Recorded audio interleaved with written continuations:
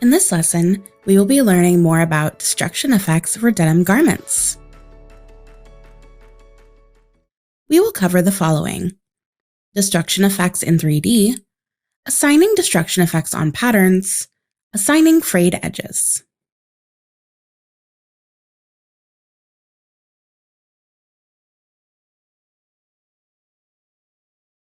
Before we discuss the methods, let's understand first the logic of creating denim destruction effects in VStitcher. Destruction effects are like washes and can be added in VStitcher as artworks or trims. The effect is only visual, meaning that the garment in VStitcher would not actually be torn or frayed like the physical garment. Denim destruction effects are images, and we utilize options like maps, adding shadows, and fur to make these effects look more realistic when rendered, usually a ray trace render. We would normally add in destruction effects after we are done with adding washes. Like washes, most of the destruction effects need to be created or obtained from images taken of these effects. We will discuss more about creating custom destruction effects in the next course. For now, we can use the destruction effects available from the download section.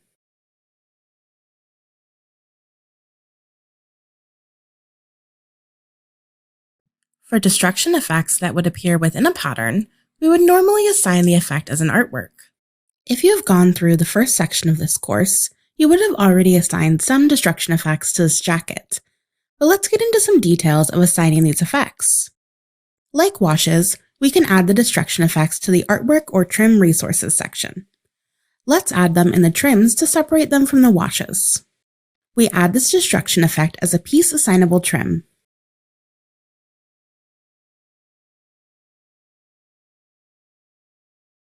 Then use assign or drag and drop it onto the pattern we want to assign it to. Then adjust the size using the gizmo tool or by adjusting the measurements in the context view. With the select tool, we can adjust the placement of the artwork.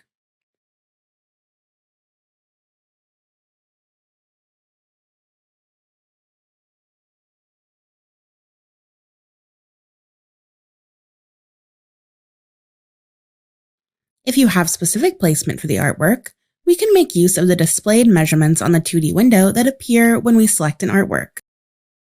The red is position X and the blue is position Y. We can adjust the red and blue points along the pattern and the artwork to adjust the points of measurement.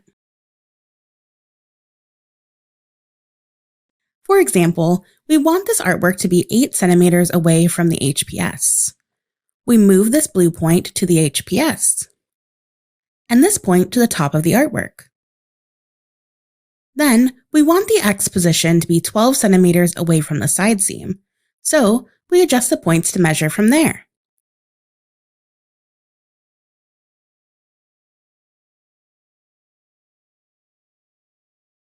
Then we can adjust the values by editing the position X and position Y values on the context view.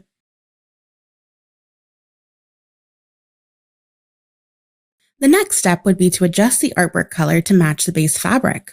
Ensure that we are using a suitable color blending mode. In this case, overlay would work. Then we can use the picker to adjust the color.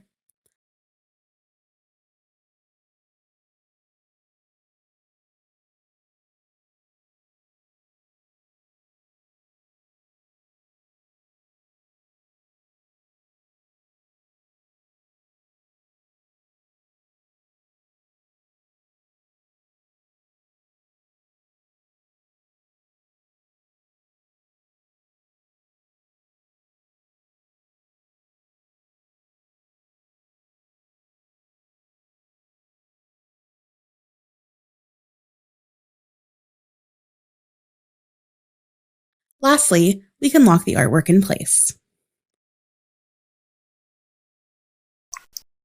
Spend some time adjusting the placement and color of the destruction effect to match the base fabric of the garment.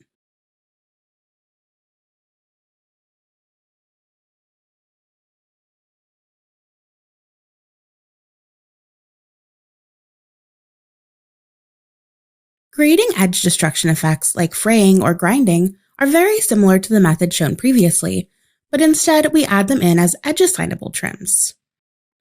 Edge assignable trims behave the same way as seams, but we add the destruction effects as edge assignable trims to keep the destruction effects separated from the seams with washes. Let's add this raw edge effect as an edge assignable trim. Using the Assign tool, we apply the trim to the hem of the garment, not forgetting the edges of the front placket.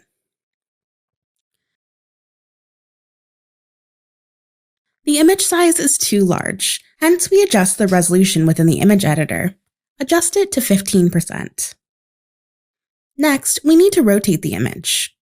We click on Rotate and rotate the image by 180 degrees. The next step is to enable Hide Background. This will automatically hide the base fabric where the trim is visible in the 3D window. Note that for this to work, the artwork should be created with a transparent background, for example, a PNG image. We want to crop the image so that the destruction effect will start 2.5 centimeters away from the edge.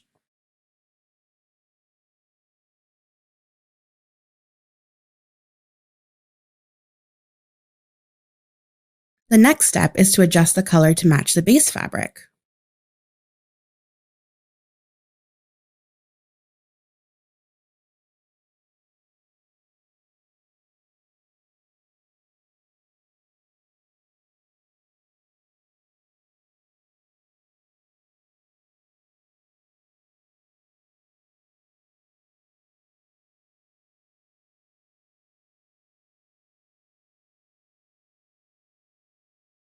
We want to ensure that the front and back of the trim are the same, so we click on this arrow to apply the same changes to the back of the garment.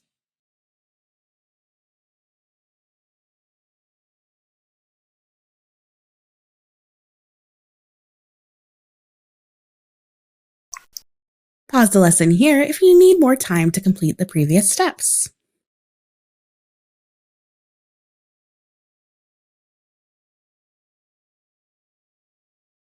When we look at the transparent area in the 3D window, we can still see the seams and stitch construction effects. To remove this, we first need to add corner points to the edges of the patterns.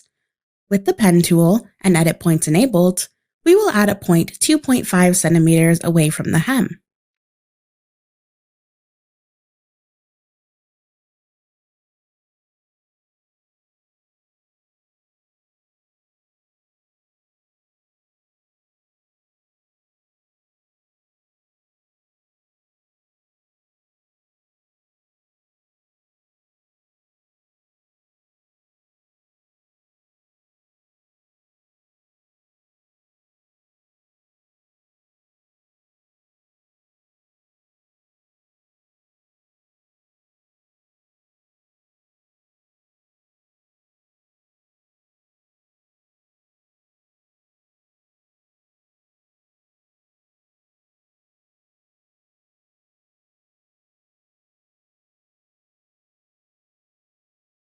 Next, we remove any assigned seams on those edges.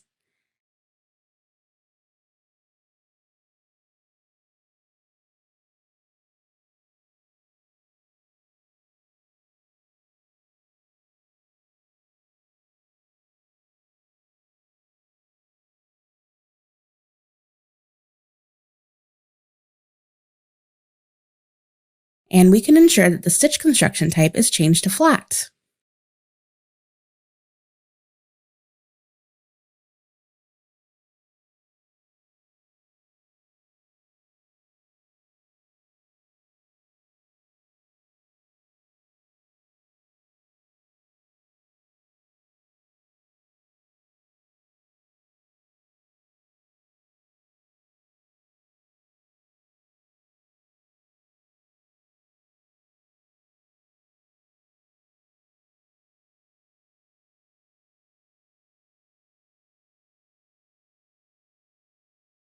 Lastly, we want to ensure the hem edges have a flat stitch construction type as well, and that the finish effect of the edges is changed to none.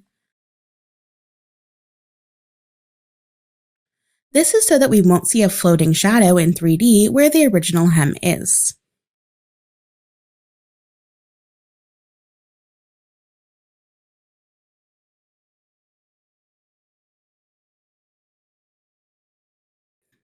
If we are still seeing the wash effect assigned to the pattern, like the back placket, we need to ensure the edge is moved to the top.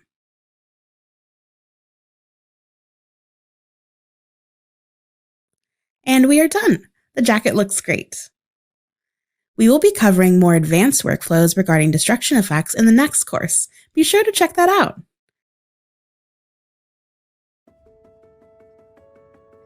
In this video, you've learned how to assign destruction effects to a garment.